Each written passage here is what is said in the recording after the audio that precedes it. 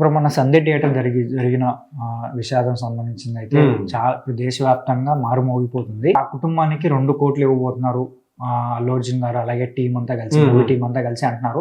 So ఇది ఎంతవరకు నిజమంటారు? అయితే ఇప్పటికే శ్రీతేజ కుటుంబానికి ఆయన చికిత్స ఖర్చులకు కావచ్చు, ఫ్యూచర్ లో ఆయన బాధ్యత మొత్తం కూడా నేనే తీసుకుంటాను అని చెప్పి అల్లు అర్జున్ 25 లక్షలు వాళ్ళకు ఇవ్వడం జరిగింది.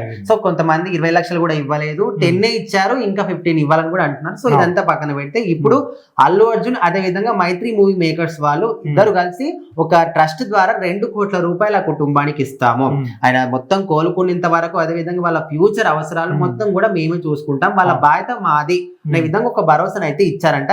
కాకపోతే ఇది ఇంకా అధికారికంగా అయితే బయటికి రాలేదు. సో మరి రీసెంట్ గానే మనకు కోమటిరెడ్డి వెంకటరెడ్డి కూడా తెలంగాణకు సంబంధించి ఆయన కూడా 25 లక్షలు వాళ్ళ కుమారుడు పేరు మీద ఇచ్చారు. అండ్ ఈయన చదువుకు సంబంధించి ఫ్యూచర్ బాధ్యతలన్నీ కూడా మేము చూసుకుంటాము, గవర్నమెంట్ తరఫున చూసుకుంటాము, చికిత్స ఖర్చులు కానీ అన్ని కూడా చూసుకుంటాం అనే విధంగా ఆయన కూడా చెప్పాడు. సో మొత్తానికైతే సీఎం రేవంత్ రెడ్డి ఇక్కడ అసెంబ్లీలోనే మాట్లాడుతూ అల్లు అర్జున్ గురించి ఆయన చేసిన తప్పు అని ఖచ్చితంగా కరెక్ట్ గా చెప్తున్నాడు. సో దానికి అల్లు అర్జున్ రియాక్ట్ కాకపోయి ఉంటే బాగుందని కొంతమంది. ఆయన కూడా నా క్యారెక్టర్ గురించి మాట్లాడని చెప్పి ఆయన ప్రెస్ మీట్ పెట్టి ఆయన ఇచ్చారనమాట. సో అది కూడా ఏంటంటే చాలా వరకు దాన్ని కూడా అపోజ్ చేస్తున్నారు కొంతమంది సోషల్ మీడియాలో, ఇది మీరు కరెక్ట్ గా చెప్పట్లేదు అని చెప్పి వాళ్ళు కూడా అపోజ్ చేస్తున్నారు. అలాగే పోలీస్ సంబంధించి వాళ్ళు కూడా కొన్ని ఫుటేజ్ అయితే బయట రిలీజ్ చేశారు. సో ఎటు చూసినా కూడా ఇది చాలా క్లమ్జీగాను, అటునా ఇటునా అని చెప్పి తేడా తెలియకన్నా వెళ్ళిపోతుంది. అంటే ఇప్పుడు ఆల్రెడీ అల్లు అర్జున్ మధ్యంతర బెయిల్ మీద ఉన్నాడు. సో ఇప్పుడు ఆ బెయిల్ కూడా క్యాన్సల్ కావచ్చు అంటున్నారు. ఎందుకంటే ఇప్పుడు లా పరంగా కొన్ని కండిషన్స్ ఉన్నాయి, ఆ కండిషన్స్ ఉన్నాయని చెప్పి నేను కుటుంబాన్ని దగ్గరికి వెళ్తలేను, మాట్లాడలేదు, పరామర్శలేదు అని చెప్పా.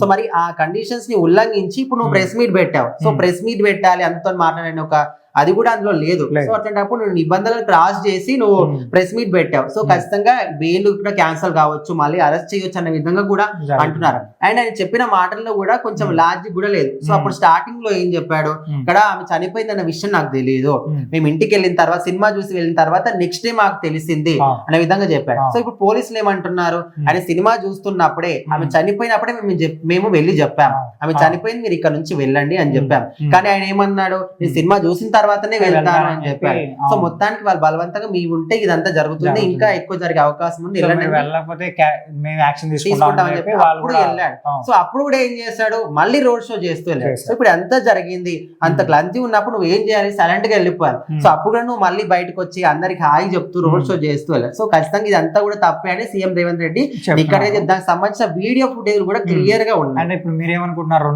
2 కోట్లు ఇస్తే ఓకే సెట్ అయిపోతుందని అనుకుంటున్నారు? అంటే 2 కోట్లు ఇస్తే సెట్ ఆ ప్రాణానికి ఖరీదా, లేకపోతే ఈ పిల్లాడి చికిత్స కంటే మనం ఏం చెప్పలేం దానికి. ఖచ్చితంగా 2 కోట్లు ఇస్తే మాత్రం వాళ్ళ కుటుంబానికి ఒక భరోసా ఉంటుంది, ఫ్యూచర్ లో వాళ్ళ ఫ్యామిలీకి ఎలాంటి ఇబ్బందులు రాకుండా ఉంటది. సో మొత్తానికి అయితే ఈ నేమ్ చాలా మంచిది అని అయితే కొంతమంది ఫీల్ అవుతున్నారు. కానీ ఇంకా అధికారికంగా అయితే వాళ్ళు చెప్పలేదు దీన్ని బయటికి.